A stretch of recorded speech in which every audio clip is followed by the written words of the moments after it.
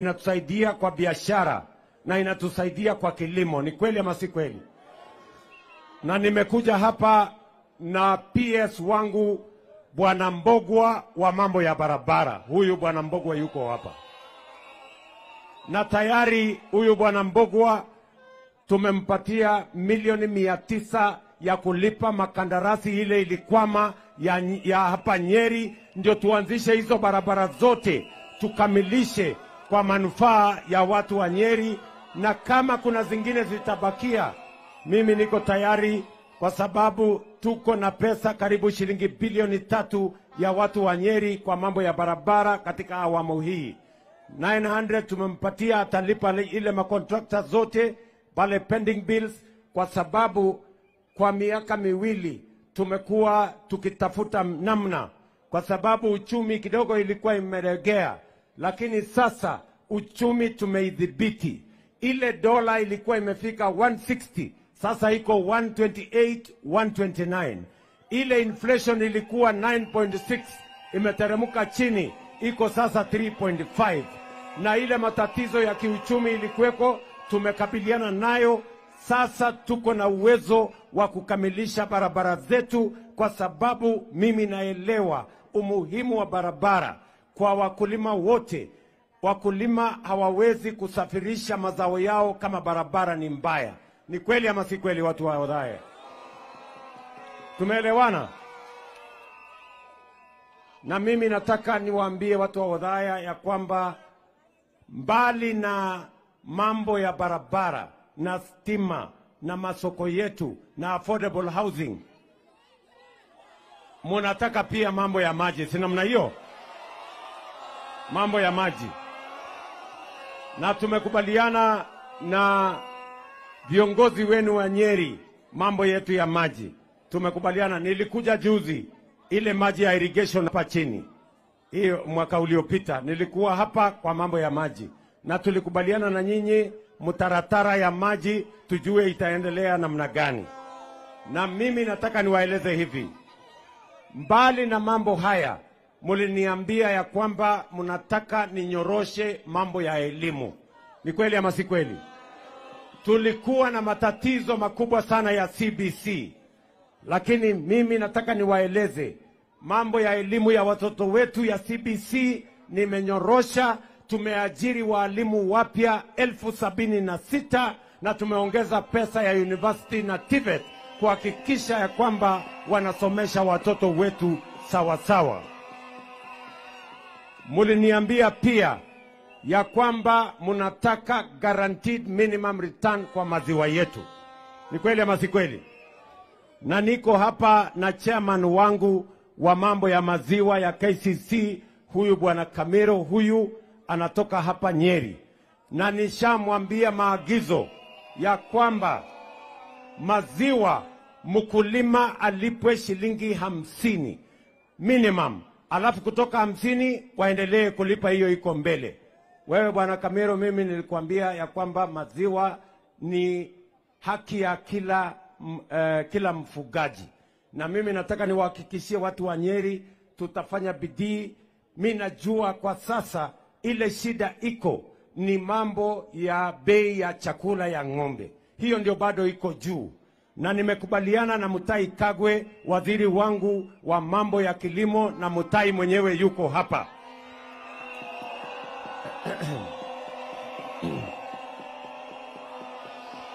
Huyu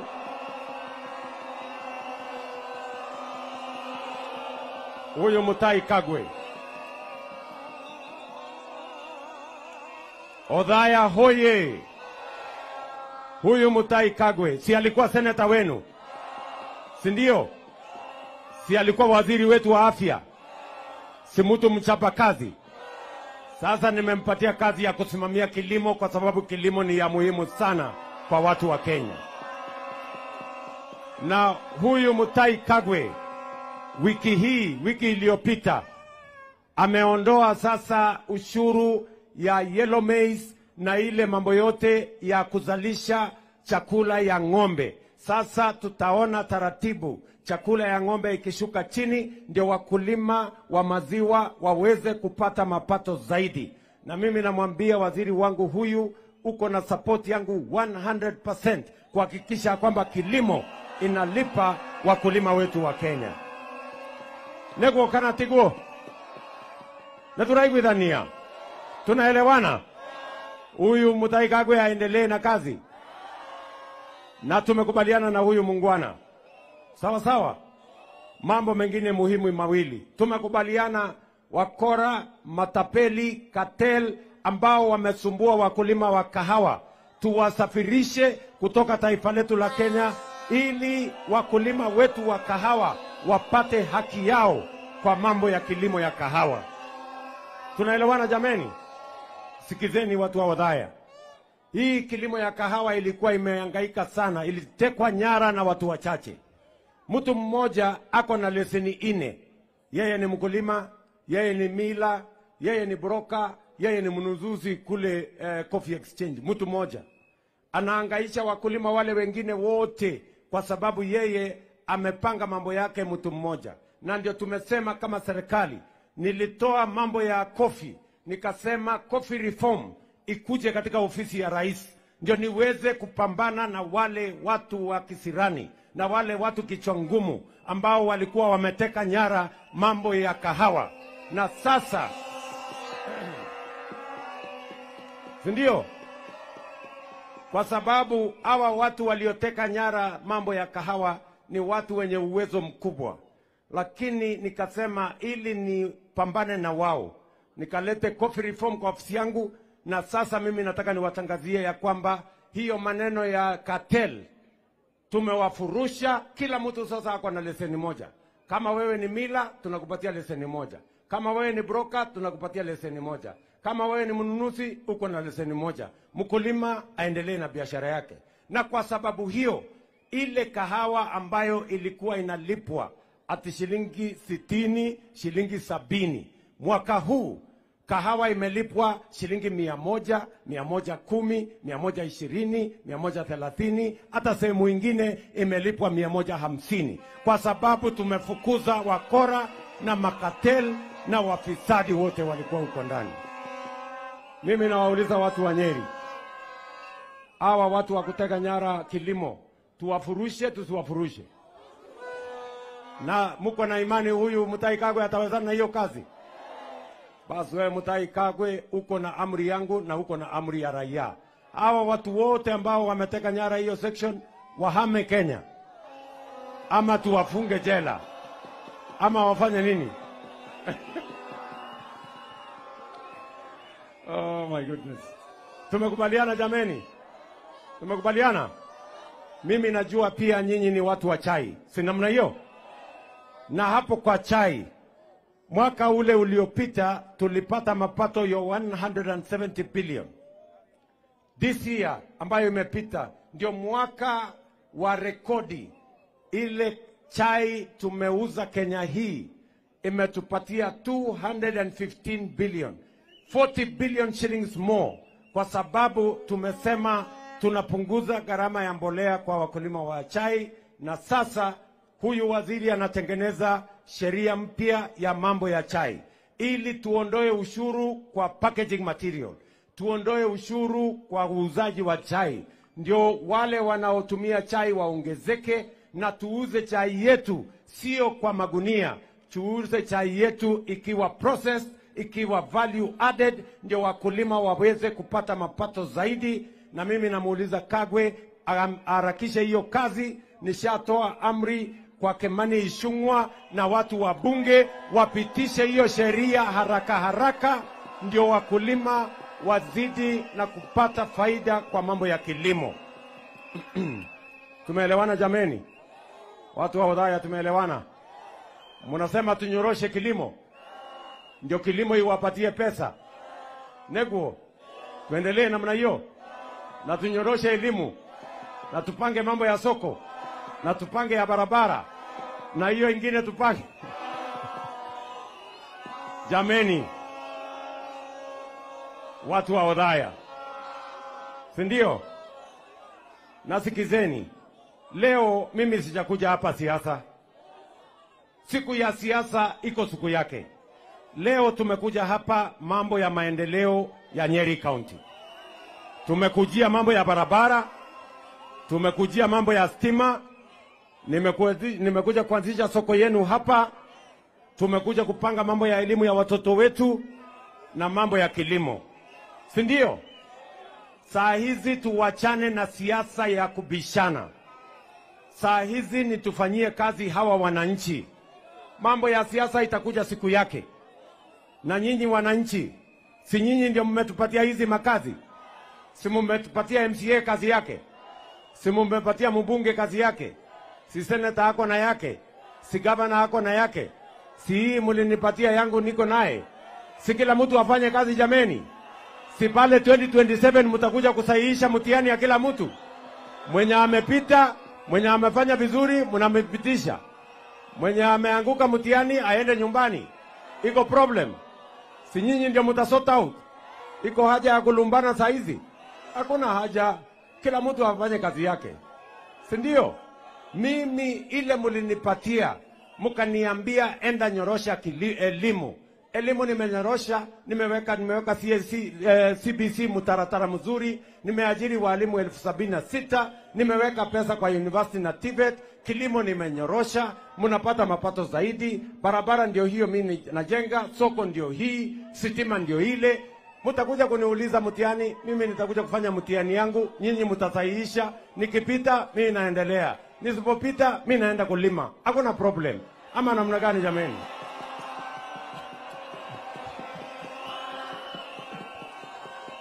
Ama mnasemaje wadaya? Si mambo ni namna hiyo?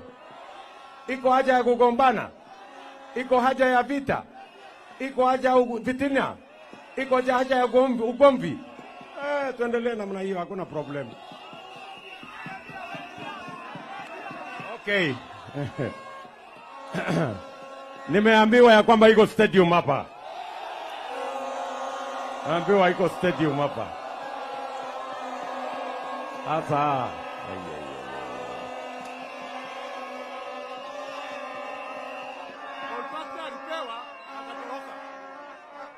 sasa mnajua, sasa sijui nitafanya namna gani. Unajua ile ya Ruringu ilikuwa imekwama. Sasa nimetafuta pesa, nimeanzisha kukwamua ya Ruringu. Sasa mnasema tena hii ya hapa ilikuwa imekwama. Sasa hii pesa nitatoa wapi jameni? Mimi naona nyinyi mnapanga kuniangusha mtihani. Haya, wacha ningangane, nitapambana na huyu Mount Kenya huyu. Wacha niende basi niangalie katika budget ya mwaka ujao kuanzia mwezi wa 6. Wacha niende niipangie. Si ndio? Mwezi wa 6 nitaweka budget kwa hii stadium yenu. Sawa sawa? Ndio nianze kujenga kuanzia mwezi wa 6, sasa tukielekea upande hiyo ingine. Tumekubaliana?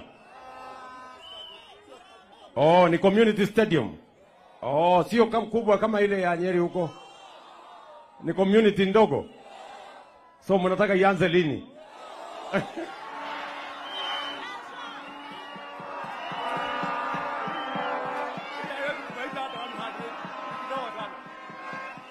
Aya,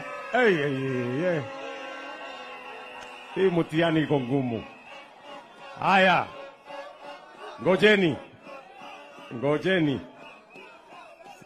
Si nyinyi mnasema ianze hiyo stadium. Sasa wewe bwana, huyu niko na PS wangu, bwana Elijah Mwangi. Huyu Mwangi ndio mtu ya kusimamia mambo ya michezo Kenya. Yeye ndio principal secretary wa mambo ya michezo. Sasa hawa wadosi wangu bwana Mwangi wamesema wanataka hiyo stadium yao ianze. Na wanasema ngojea. Wanasema mnataka ianze kesho.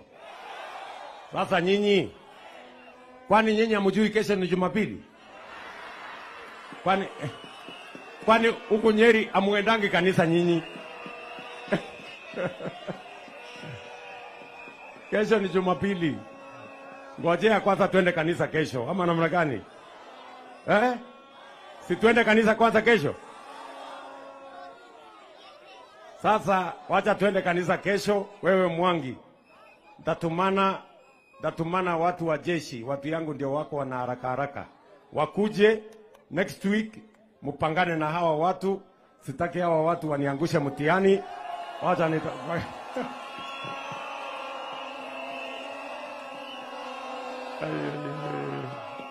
sawa sawa, tumekubaliana watu wa Nyeri. Sikizeni watu wa Nyeri.